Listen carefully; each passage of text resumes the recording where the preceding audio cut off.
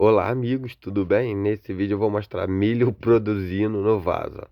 Caiu semente de milho ali, nasceu, eu deixei para ver o que ia acontecer, se ia dar um milho ou não. Ó. Aqui tem uma espiga saindo, aqui tem outra espiga, essa tá maior, já tá até com os cabelos. Eu ia passar ela para um vaso maior, só que acabou que não deu tempo, né?